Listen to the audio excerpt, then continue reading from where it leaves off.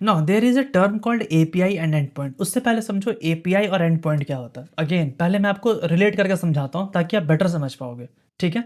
जैसे कि हम रेस्टोरेंट में गए, हमारा मन किया कुछ खाने का, तो ऐसा तो नहीं है ना कि हम चाइनीज़ रेस्टोरेंट में जाएँगे तो हमें साउथ इंडियन खाना मिल जाएगा।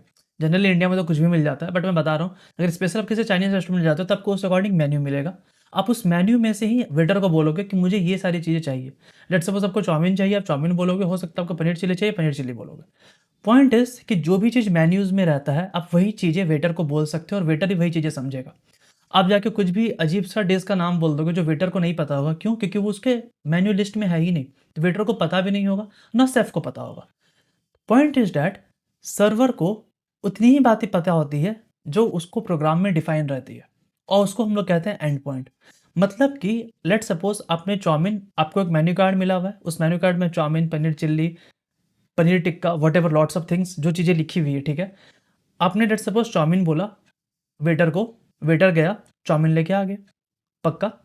क्योंकि चाउमीन लिखा हुआ था और आपने चाउमीन बोला। हो सकता है पनीर टिक्का बोला, पनीर टिक्का उसमें लिखा हुआ था, तो वेटर सुनेगा क्लाइंट का रिक्वेस्ट कि इसे पनीर चिल्ली चाहिए या पनीर टिक्का चाहिए, वो शेफ़ के पास जाएगा, व्हाटएवर जो भी करेगा, वो पनीर टिक्का आके लाके दे देगा। अगर लेट्स सपोज़ आपने बोल दिया मुझे साबूदाना चाहिए और उस लिस्ट में था ही नहीं, तो साबूदाना आपको मिलेगा ही नहीं। पॉइंट इज़ दैट वेटर वही समझ रहा है जो उसके लिस्ट में डिफाइंड है और उसको हम लोग कहते हैं एंड पॉइंट्स। सर्वर के एंड पॉइंट्स होते हैं। सर्वर वही सब बातें को सुनता है जो उसके एंड पॉइंट डिफाइंड है। और ये जो कलेक्टिव एंड पॉइंट है ना, जो मेन्यू कार्ड है जहाँ पे सारे एंड पॉइंट्स लिखे हुए हैं, उसको हम लोग कहते हैं एपीआईज़। उसको हम लोग कहते हैं एपीआईज़, दैट्स इट। एपीआई और एंड पॉइंट समझ में आ गया। जो मेन्यू कार्ड है उसको हम लोग एपीआई कह रहे हैं, जो अंदर में लिस्ट लिखे हुए हैं, जो आइटम्स लिखे हुए हैं, वो हमारा क्या है? एंड पॉइंट है।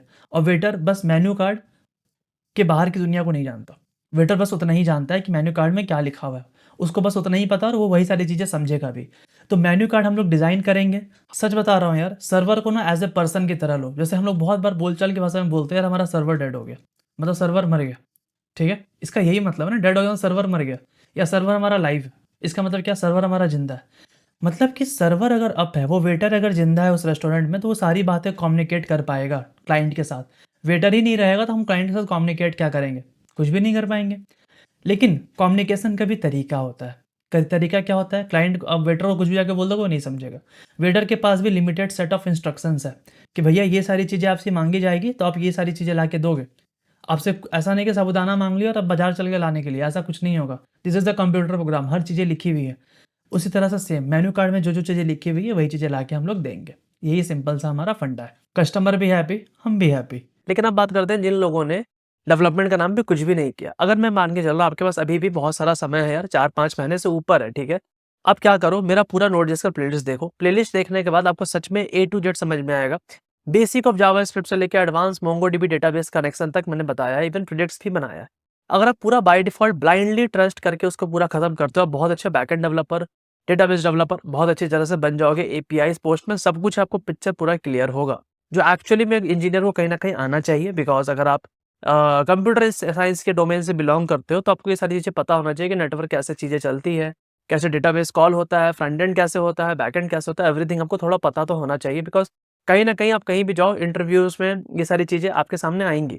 तो अगर आपको कुछ स्पेसिफिक डाउट है कि भैया ये कैसे होता है या फिर इसको कैसे अचीव करें, प्लीज़ आप कमेंट सेक्शन करके बताओ। डेफ़िनेटली मैं कोशिश करूँगा उस पे एक सेपरेट वीडियो बनाने को लेके, सो दैट आपका ये बेनिफिट हो जाए। एंड वीडियो अच्छा लगा तो प्लीज़ यार वीडियो को लाइक करना, चैनल को सब्सक्राइब करना अभी तक नहीं किए हो तो। बाद बाकी थैंक यू इतने पेशेंसली सुनने के लिए। मिलते हैं नेक्स्ट वीडियो, तब तक के लिए बाय, सायोनारा।